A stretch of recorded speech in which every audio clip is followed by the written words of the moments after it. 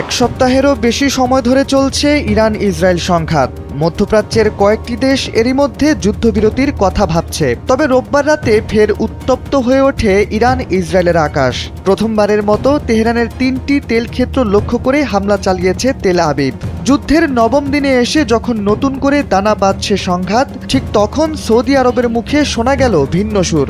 রোববার বার্তা সংস্থা রয়টার্সের প্রতিবেদন থেকে জানা গেছে, সৌদি আরব কূটনৈতিক উপায়ে রক্তক্ষয়ী এই যুদ্ধের অবসান চায়। তবে তাদের জ্বালানি খাতের ওপর যদি সামরিক আঘাত অব্যাহত থাকে, তবে তারাও এর জবাব দেবে। ইরানের সঙ্গে সরাসরি যোগাযোগ করে সৌদি আরব এ হুঁশিয়ারি দিয়েছে বলে জানিয়েছে রয়টার্স। প্রতিবেদনে আরও বলা হয়েছে, সৌদির পররাষ্ট্রমন্ত্রী জানিয়েছেন, মধ্যপ্রাচ্যের উপসাগরীয় অঞ্চলগুলো ব্যবহার করে যুক্তরাষ্ট্রকে কখনোই হামলা করতে দেয়নি সৌদি আরব। RICL TMX, যুগের পর যুগ স্থাপনা থাকে মজবুত।